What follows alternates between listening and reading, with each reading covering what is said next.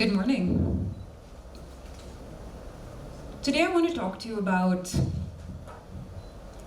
how success and failure can be viewed in different ways, and how, if we change our mindset, we can change the way that we perceive the world, but also how we exist. When I was young, I think I was about 4 years old, I was thinking about what to be for Halloween. And I thought it would be a good idea to be a lawyer for some reason. And when I put this idea out there, my parents said, yes, I think you should be a lawyer. And for me, as far as I was concerned, anything that allowed me to carry a briefcase full of candy around was a very good suggestion.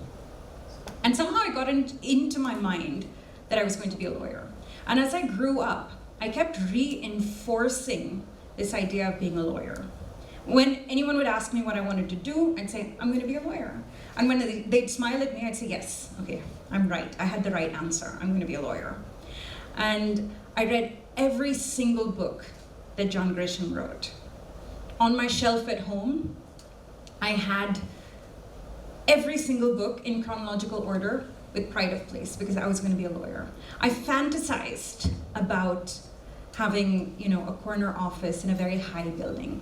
I fantasized about rushing into court and making these monumentous arguments that would change the course of the world.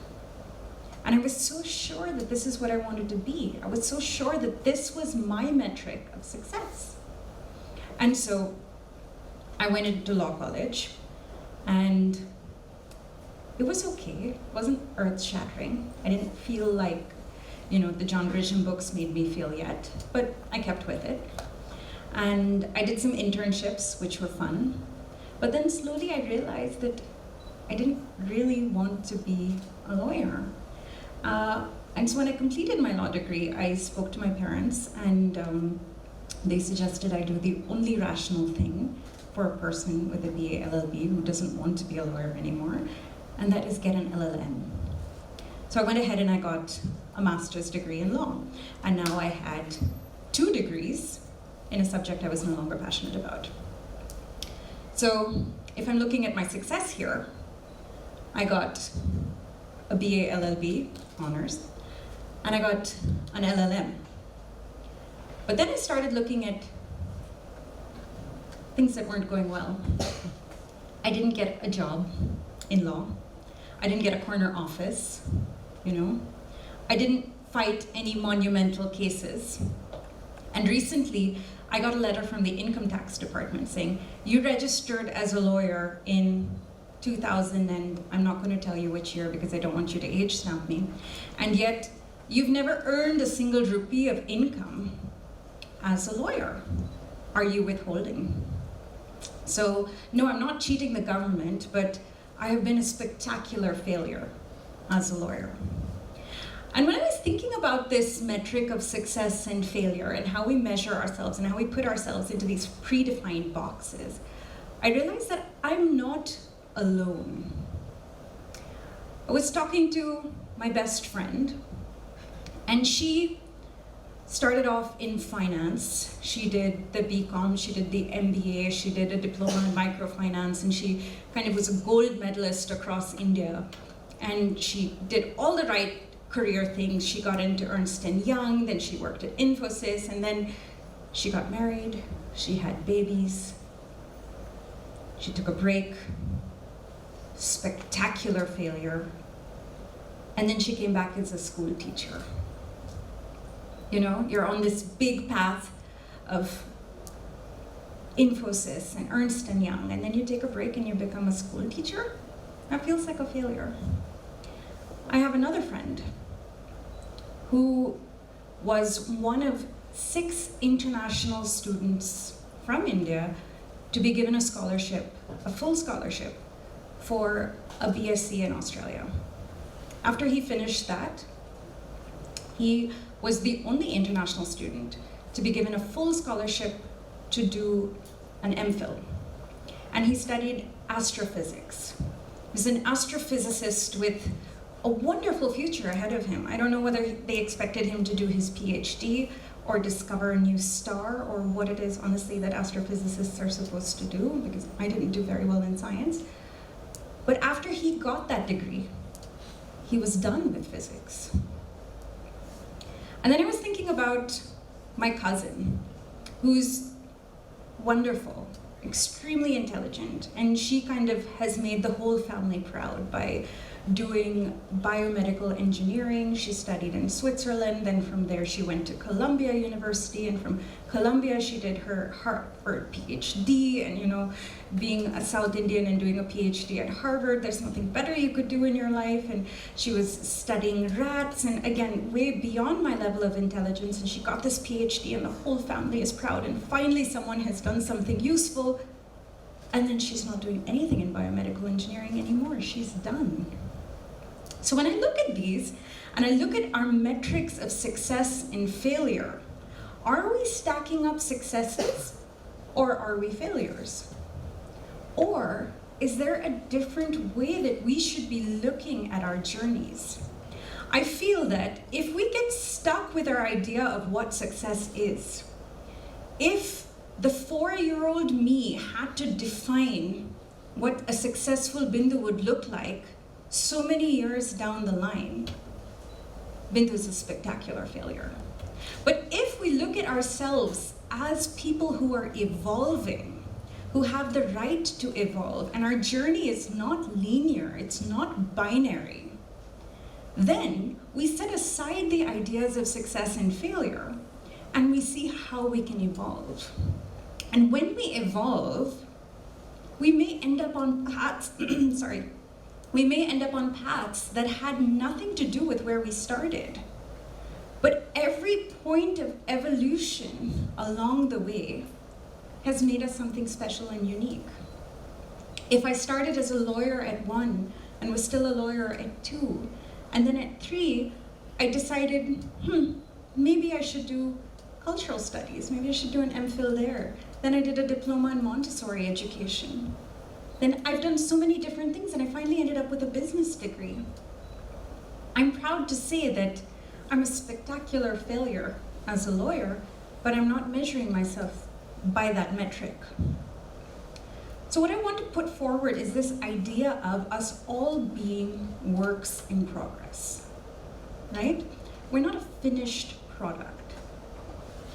We don't know where we're supposed to be 5, 10, 15, 20 years from now. And therefore, we should not judge ourselves as successes or failures today. Look at yourself as a work in progress. Have a mindset that you have goals. You will grow, you'll work towards them. But you may not always end up where you think you are going, and that's okay. If you have this work in progress mindset, and know that you're able to evolve, you're able to grow, then what happens? You stop judging yourself so harshly. You stop judging yourself by other people's rulers, and you're able to love yourself more. And when you're judging yourself harshly, and when you're feeling like a failure, the only thing you're doing is increasing your cortisol levels. And the more stressed you are, the less you are able to function well. So put aside the judgment and love yourself. I'm a work in progress, and that's okay. You become more open to the opportunities that present themselves. You may not be first in your class. You may not get the campus recruitment that you want, but maybe that's not where you're meant to go. Maybe you should be open-minded enough to embrace another opportunity that comes your way.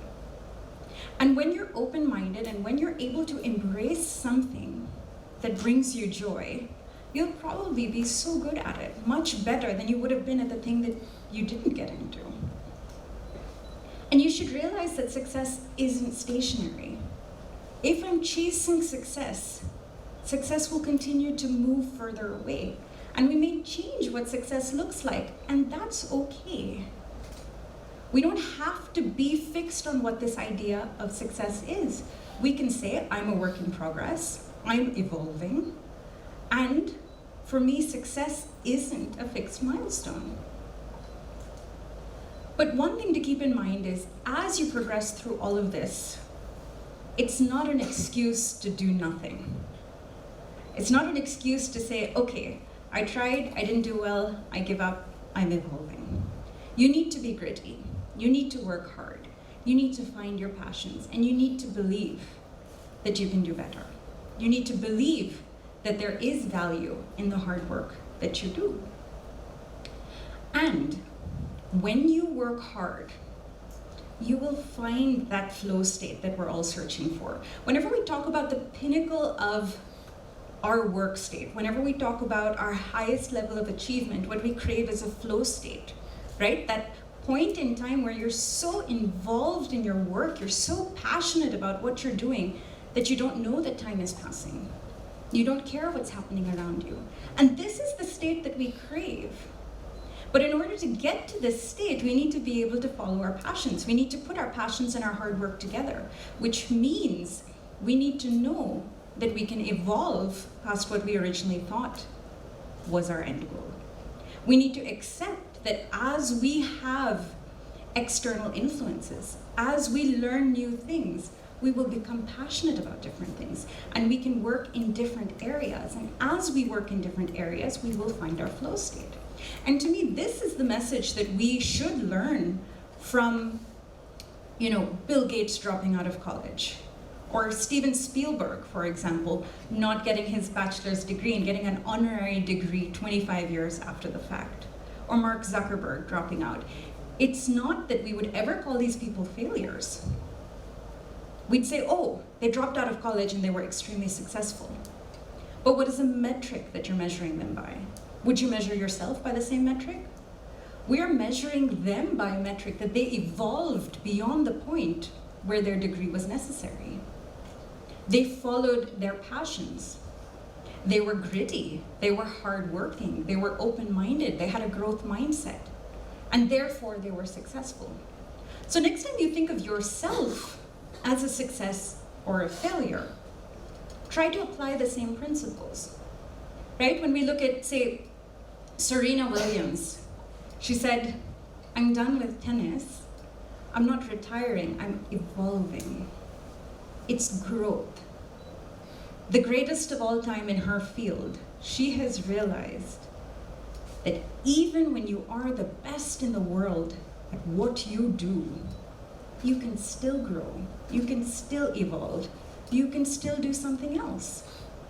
And this, I think, is one of the answers to the biggest crises that we're facing today. We're talking about burnout, we're talking about the Great Resignation, we're talking about quiet quitting.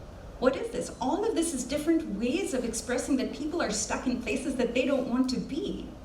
People are chasing goals that they no longer want to chase, and they don't know how to deal with it. So, what do? They think of themselves as failures.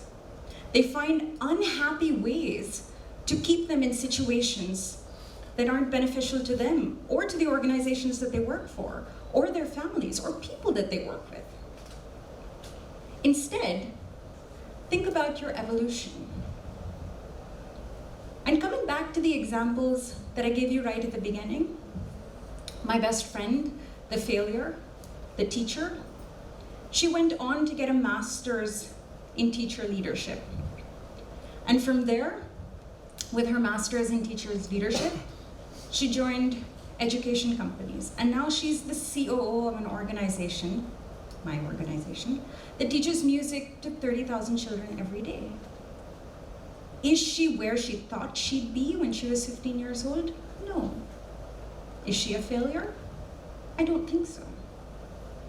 And when I talk about my friend who had the MPhil in physics and never discovered a star, he's now a successful lawyer. I guess that compensates for me not being a lawyer. He's now a successful lawyer with setups in 3 different cities in India. He's a national spokesperson for a political party. And when I look at my cousin, who decided that she doesn't want to do biomedical engineering anymore, I spoke to her last week and she told me that she's got a new job at a consulting firm. She's working for McKinsey, and for the first time in years, she's very excited about what her career can bring. So the thought that I want to leave you with is, Don't judge yourself according to success and failure, whether these are your parameters or anybody else's. Be aware that you can evolve, you can grow, you can find your passions, you can find your joy. And at the end of the day, you will be successful. Thank you.